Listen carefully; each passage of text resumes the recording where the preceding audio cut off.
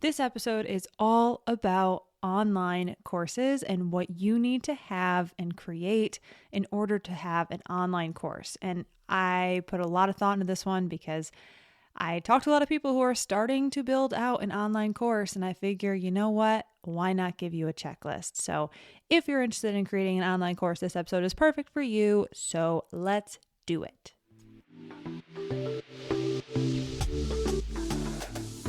Welcome to the Up in My Business podcast with me, Lex Lancaster, where you'll get an inside look at all things tech, business, and my life as a physical therapist turned digital operations expert.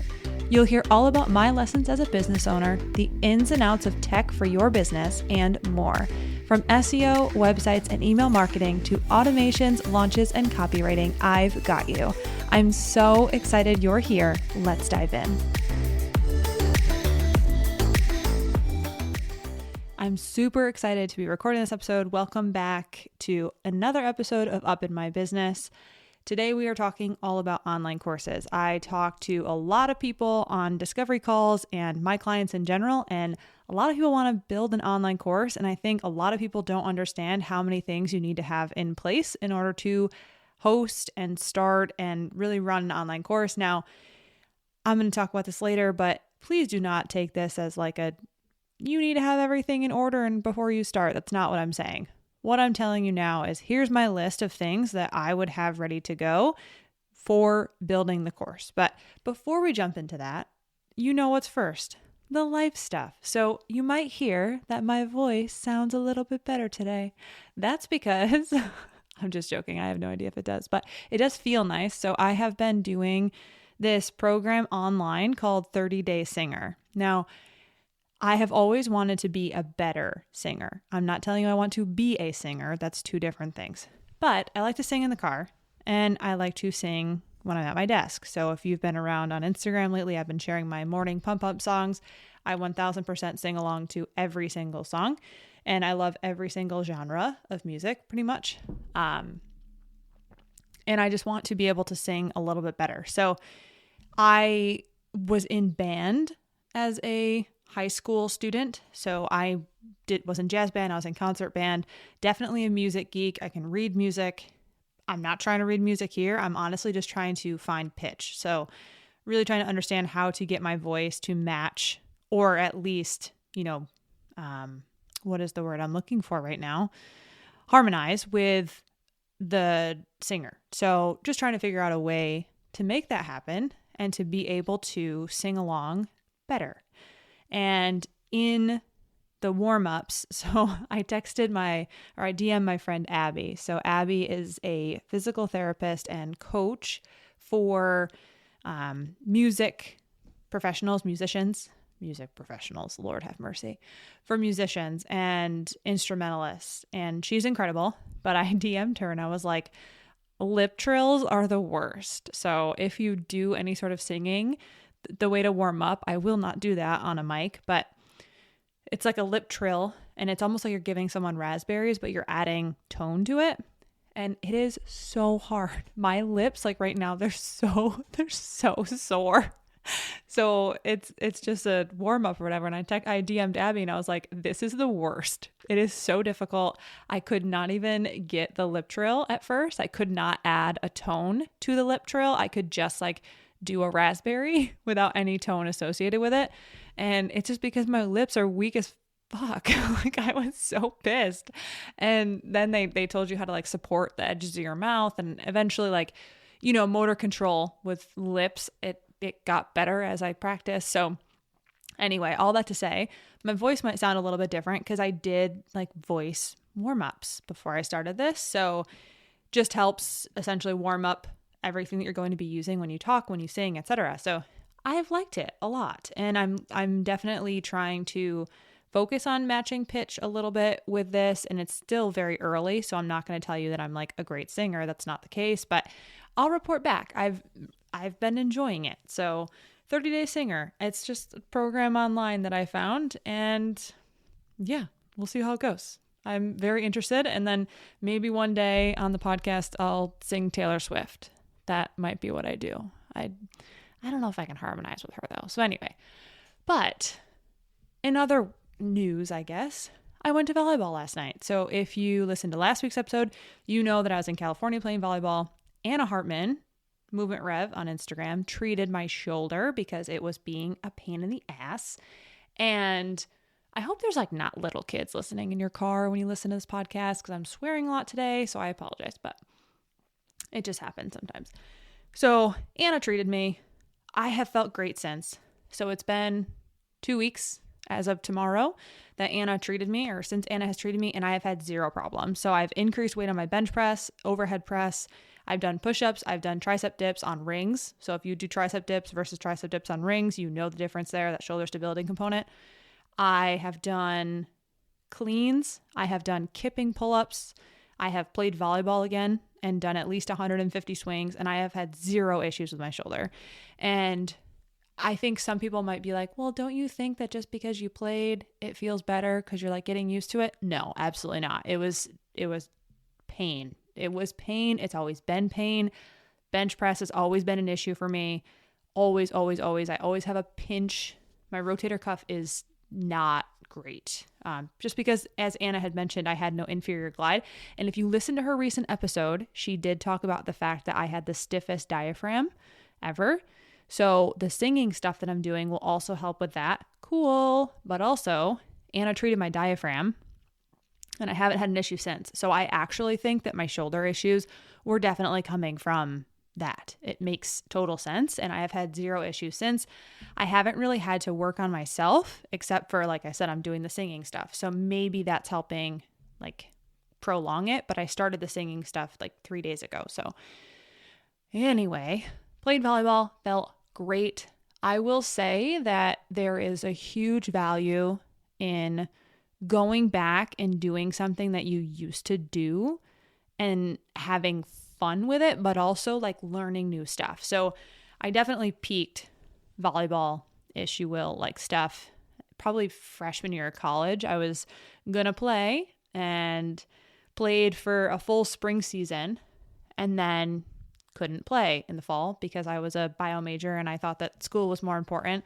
School is more important. It is, but I do wish I played. So I definitely, that's one decision that I regret fully. Like I fully regret not playing volleyball in college. I started to play basketball as well, but basketball just, it's a different game in college. And I just could not put myself in the mindset where like the older girls were kind of like bullies to the younger girls. Like I'm all set. The volleyball team was like the best though. So volleyball would have been amazing. I really wish I did play. But anyway, I peaked in in freshman year of college, but in high school as an outside hitter, I never actually learned, because in high school you can't focus on so many things. You can only get, I want to say so good, quote unquote, because the thing is whether you play club or you play on the weekends or you play, high school, just high school sports, you only have so much time.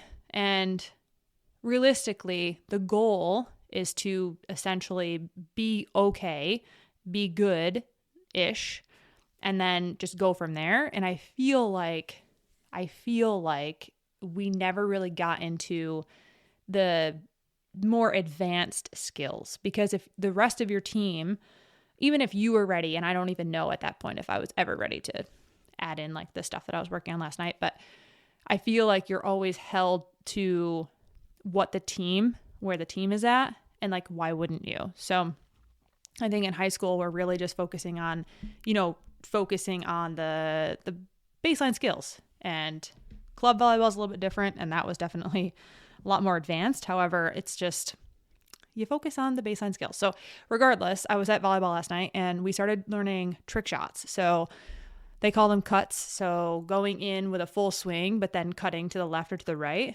And I will tell you, and this all relates, I promise, and whatever, it all relates because I could not do internal rotation 2 weeks ago. And last night, in order to do the cut shot to the right, you have to internally rotate at your shoulder.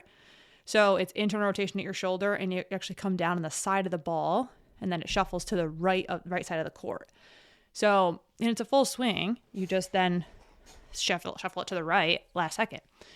So doing that and not hurting my shoulder was awesome. Awesome. So if you're, I just want to praise Anna, and I praised her last week. She's incredible, super thankful for her, and I am so happy to be able to play volleyball. And going back to what I said before, jumping all around, I guess, but there's a huge value in going back and like doing things that you used to do and having fun with it, but also learning new stuff. Like I'm so proud of myself for being able to go back and do something that I used to do and just learn new things and get better. And it feels fun. It's recreational, and I get a break from work, and I get a break from like the daily grind, if you will. And I'm taking solo lessons. That would have been so far outside of my comfort zone a couple months ago. Like I definitely would not have done a solo volleyball lesson. And now I show up, and the guy that I'm doing lessons with, he coaches a club volleyball team. So he's working with a lot of younger athletes between, probably 20 years of age and younger. And here I am, like this 30-year-old woman showing up and working with him. So it's super cool. Not many people will coach adults where I am. I'm in New England, so it's like volleyball is not really huge here.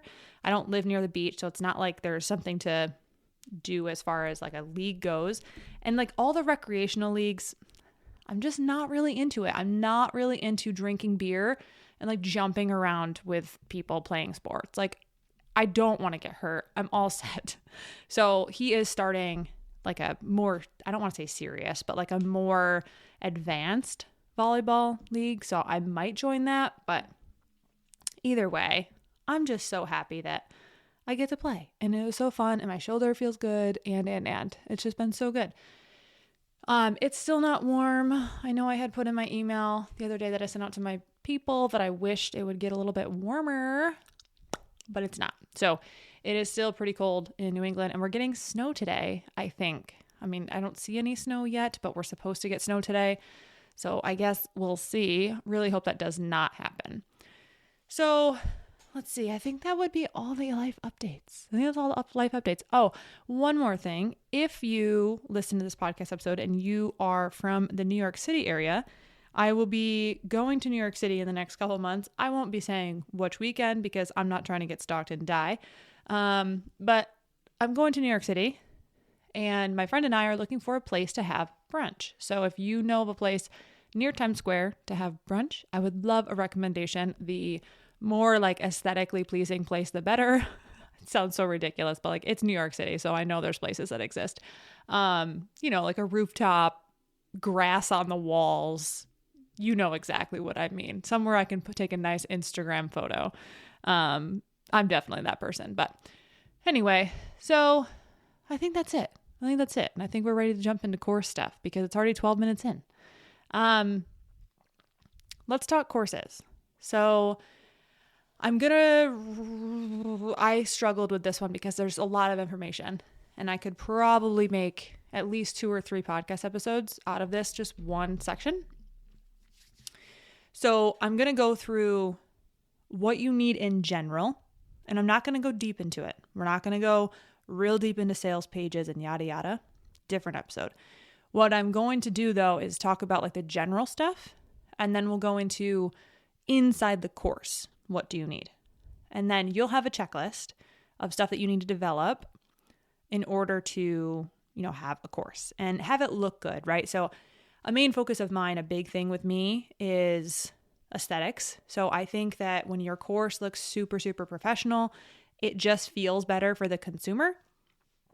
So it goes without saying, and I'm not going to like go into all of the logistics there, but make sure that you're obviously recording with a good mic and a good setup, and you have good lighting, and there's not distracting sounds all over the place.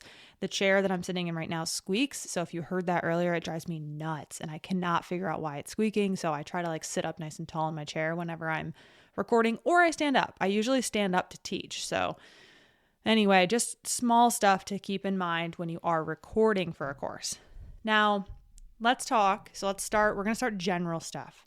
Just general stuff that you need to have a course. So a website. You need a website. I think I'm not going to go into why you need a website because once again, different episode. But you need a website. You got to have somewhere to host your landing page for that course. You also need somewhere for people to check you out, because if someone comes to your website to buy a course and they don't know who you are, a website will then give them an opportunity to learn more about you. So you need a website. You also need course software. So if you're from my ecosystem already, you know that Kajabi is definitely my choice. If you break down the cost of Kajabi, it's not that much more expensive than something like Teachable, and Kajabi is the best. So in my opinion, I have a continuing education company with 2 other people, and we invested in Kajabi before we made any money. So we actually took our own money, pooled it, and said, we're getting Kajabi, and got Kajabi. So I recommend Kajabi. Pay for the monthly plan at first if you need to make it work, because yes, it's expensive. It's 1000% expensive, but it's the best. So Kajabi, you need course software. The other thing you need is an email marketing system. So email marketing software, I always talk about ConvertKit. ConvertKit is the best. So email marketing software, you need that in order to send course emails, in order to send enrollment emails, in order to send anything to the people that are in your course. So you need that. You also need something to take payment. So I say this as an aside from a website or course software because I recognize that some people don't take payment inside their website or course software. I advocate for taking payment on your website or course software, but if you don't have a system, like you can also use Stripe or PayPal. The reason I say that is because websites and course software integrate with Stripe and PayPal. So if you're someone who has course software and a website and or both, whatever, just run the payments through that. Because I think people really get caught up on like processing fees, and they're like, but Stripe has a 2.9 processing fee and I can sell it for here and it's only a 2.7 and they take like 50 cents extra. It's just like everyone has a processing fee. I've had a lot of people be like, how can I like get rid of the processing fees? I'm like, it's not a thing. You can't get rid of them. So you need to have something that takes payment. And if it takes payment right inside the software that you're using, you're golden. Like that's exactly what you want. You want it to be really easy. So payment software, you're going to have to pay a fee for payment processing. And if you have a card on file, it's typically more expensive. So if it's like a payment plan or whatever, you typically have to pay more to keep a card on file. But Stripe fees are the best. I've found that Stripe, it's the best. And it just, they don't take a lot of money from you.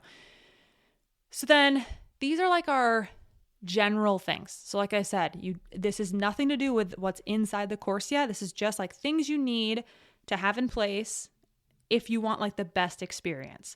Someone might say to me, Lex, can I have a landing page software, like something like Lead Pages instead of a website? Hold that thought, because yes, you can, but I don't advocate for that at all, like at all. So yes, but no.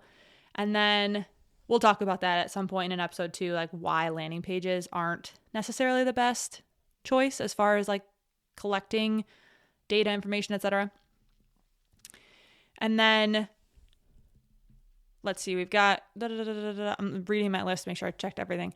All right, we've got all of the back end stuff that we need for a course. Websites, landing pages, payment processing, email marketing, course software. All right, so let's go into just an extra piece of software that you may want to use for most of this stuff to make it look good. So people often ask, where do you design things? If I'm designing something for a client, I actually am using a lot of Canva for graphics, because if someone needs to alter their graphics, I want them to be able to do that. I was doing a lot of Adobe InDesign and then a couple other programs that I use. And what I found was that people can't, I knew that this would happen, but people can't edit the things and then they have to hire me again. And like, I feel like it doesn't feel good for me for someone to be like, I have to change one word. Can I have you fix this?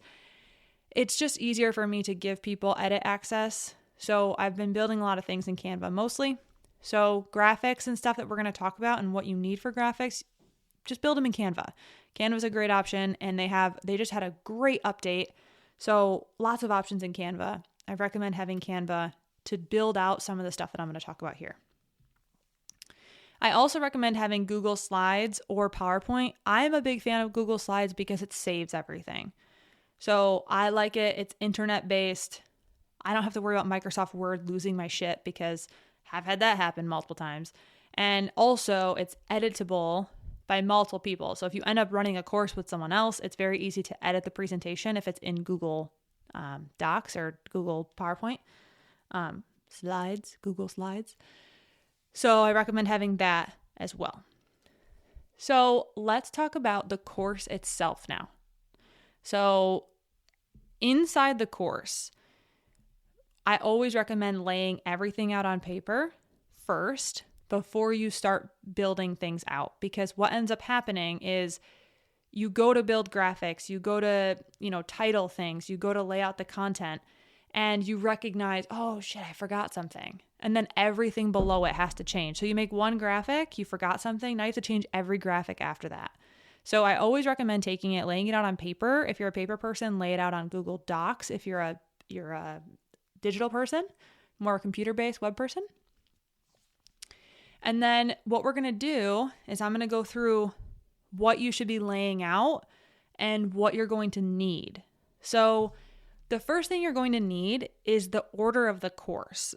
Now, I recognize that some people might be like, duh, but I really, truly do not think that a lot of people think about the order of their course. Like, what module needs to come first? Lay that out. Lay out exactly what modules need to come first. What one comes second? What comes third?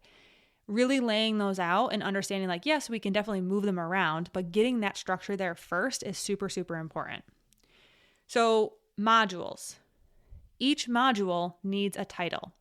You can call it Module 1, Introduction. Module 2, Course Software. Whatever your modules may be titled. Each module needs its own title. Okay? I always like to recommend that people create an introduction module. So if you have a 10 module course, it's always lovely to have an intro module that's not part of the numbered section, right? So you'd have an intro and then you'd have module 1. The intro module is great because that's where you can lay out the course expectations. You can do an about you. You can do a module or a lesson within that module all about, like, here's the syllabus. This is what we're going to learn. This is the layout of the course. This is where the Facebook group is. This is where you can contact me. And all of that information being in the intro section of the course is really nice because it comes first. So people will read that, get what they need from there, and then move on. I personally, for SEO school, I have labeled the intro as like, this is super important. Please do not skip this, because I feel like when people see an intro or introduction module, they don't do it because they think it's not important and it's not part of the course, and it would just be like the general introduction stuff. So I actually make it very, very, very obvious. Like, please do not skip this module is what I put in parentheses in the module title. So for what it's worth, totally worth it for me to do something like that because I want people to be in that module. So we have module titles and module layout. Do not forget your intro module. Okay. Next, each module needs a description. So you should be able to write out what exactly the module will go over. Now, I recommend recording a video saying this and also typing it out. Some people will prefer to watch the video, and I actually know a lot of people who have Kajabi on their phones, and they actually listen to modules in their car. So I recommend having the intro to the module description in writing, and having that actually ready to go for someone to read, but also having it ready to go for someone to listen to. So module description, what are they learning in that module? What exactly will you be going over? Still talking about the module here. We need to have module graphics.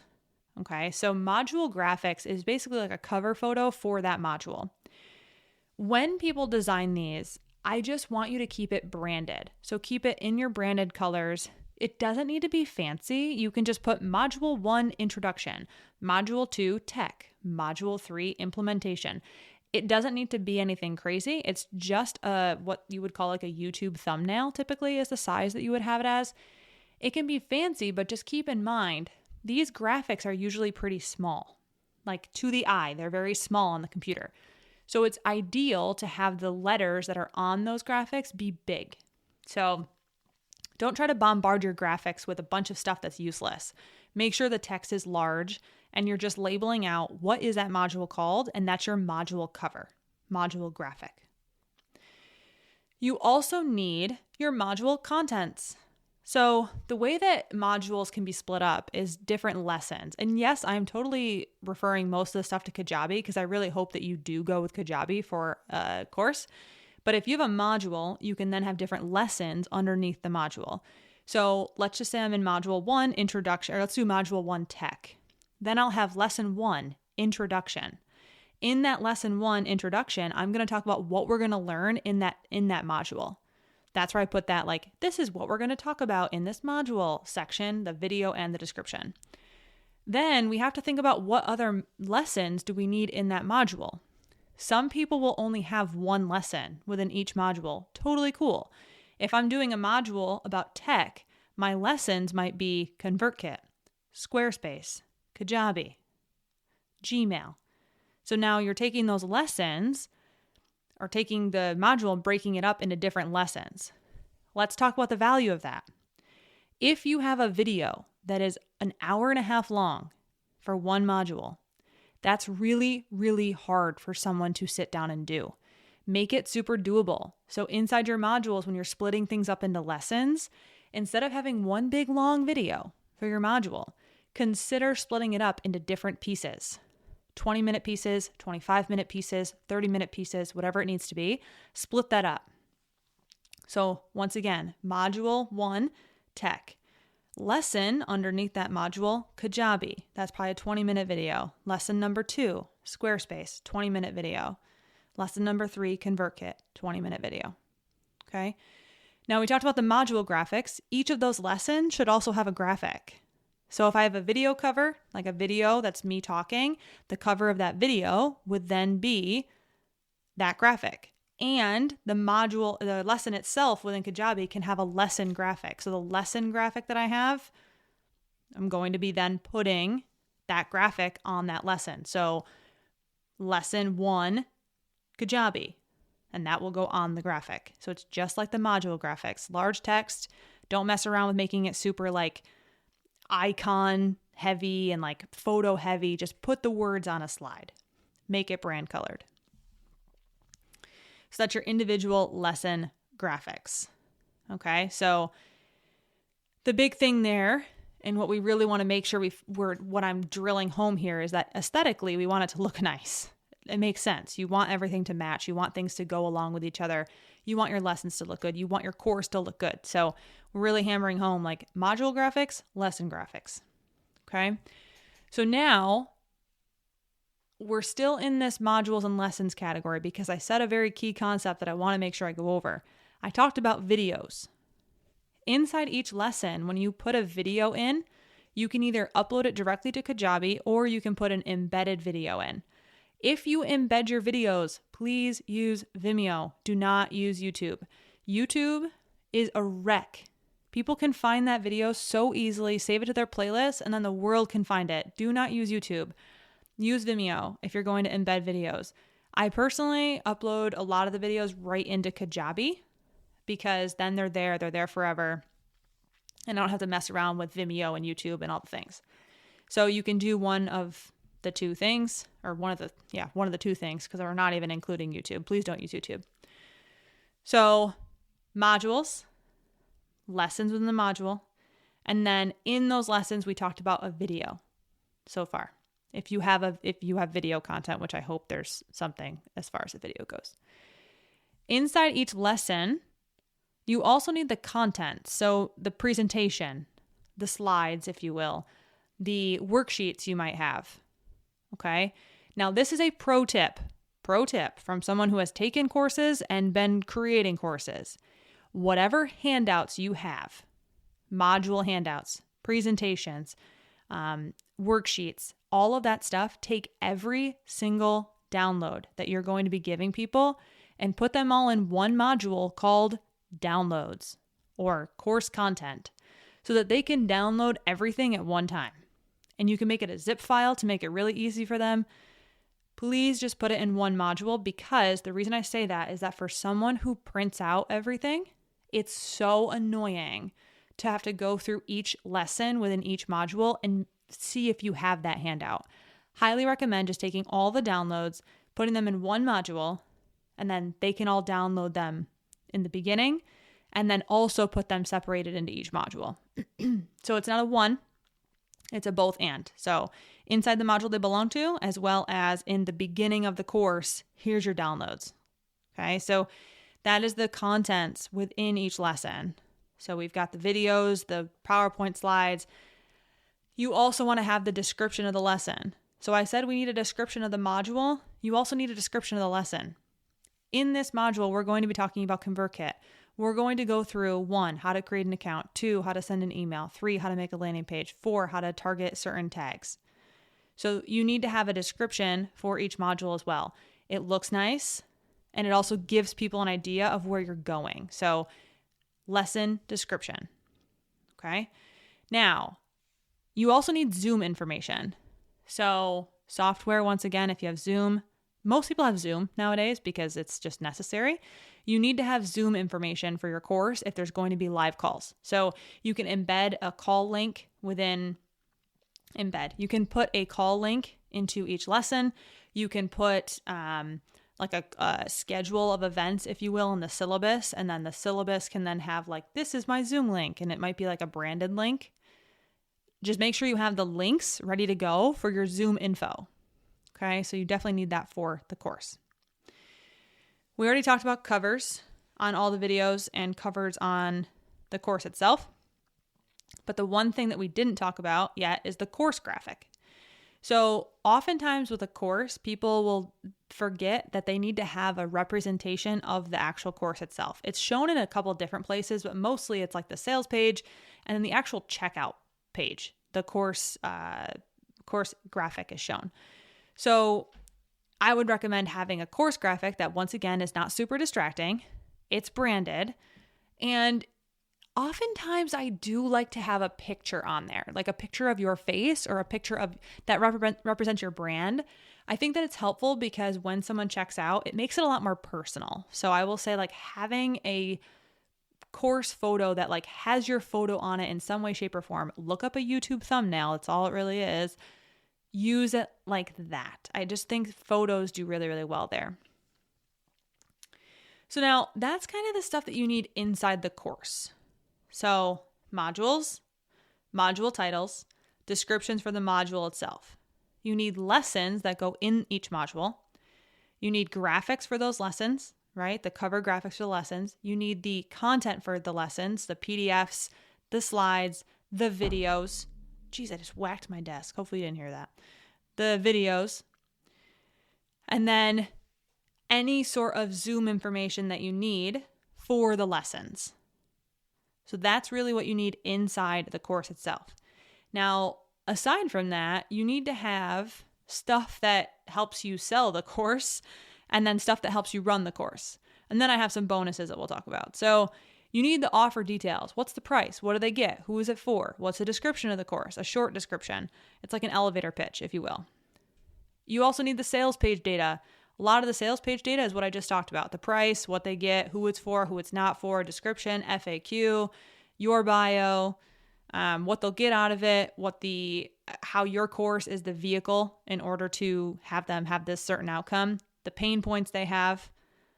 I'm going to talk about sales pages, don't you worry. But for right now, that's all you're getting about sales pages. You need a sales page for your course. If we're talking about email, you need a welcome email. I cannot tell you how it's so frustrating when you sign up for a course and then you get an email that says, thanks so much for signing up.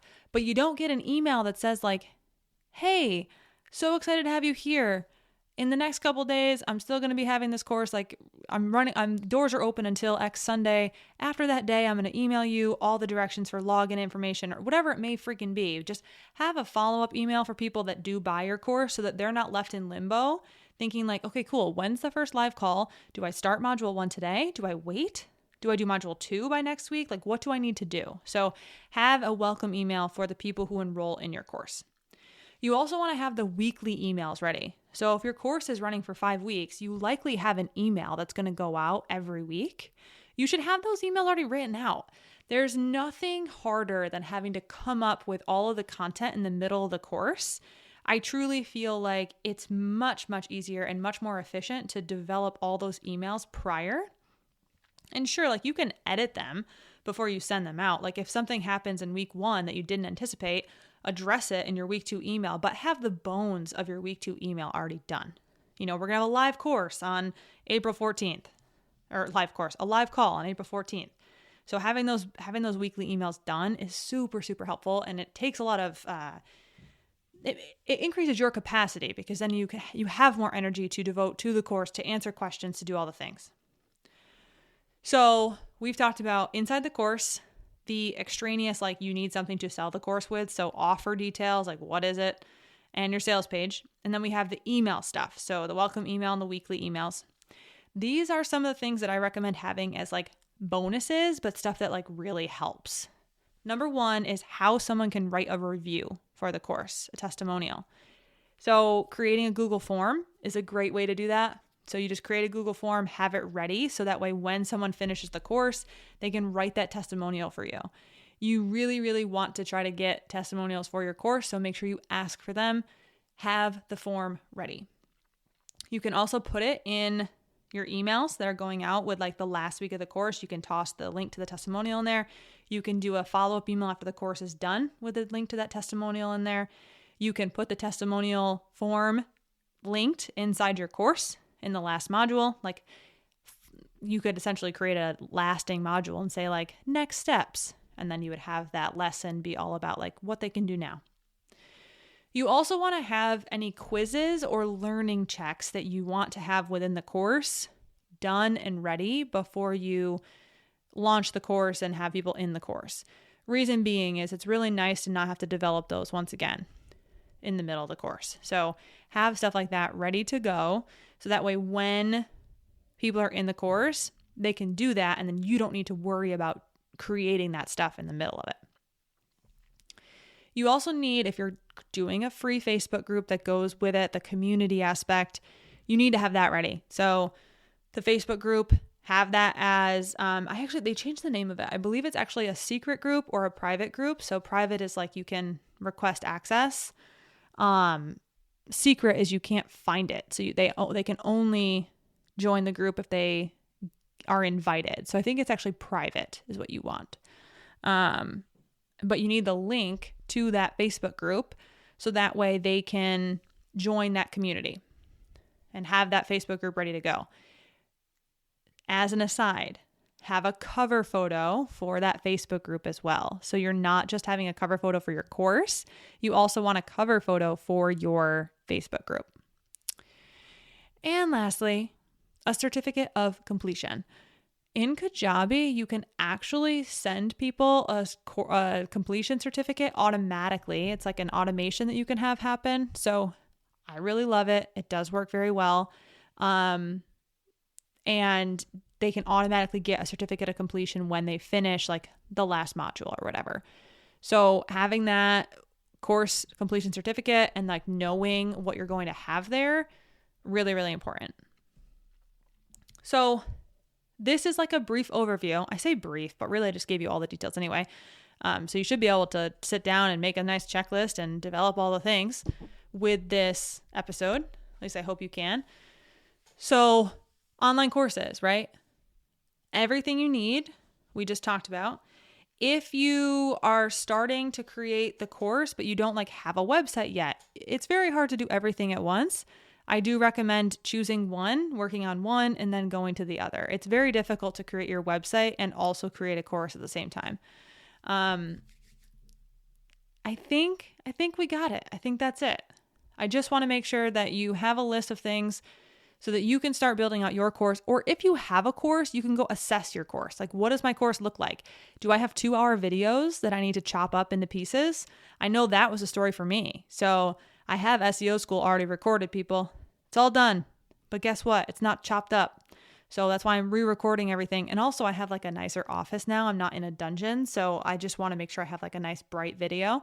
But like I have SEO school all done. The problem is like people can't go back to certain lessons and say, oh man, I really struggled on one section, because I have long videos from my calls as the recording. So I'm splitting it up into modules now, or lessons now within the module. So the biggest reason for that is because it makes it easier for your user. They can complete a lesson and walk away. 20 minutes is not a big deal as far as devoting time. Devoting 2 hours, though, is difficult. So making sure that you have the layout of that course and knowing how much time each thing will take you and laying it out prior, etc. So that's all I got for you. If you start to create a course and you use this checklist, I would love to know how it goes. I would love to know if you have questions. And I would also love to know if you have anything that you would like me to also add to this. I feel like sometimes there are things that other folks may find that they use inside their courses that was really helpful.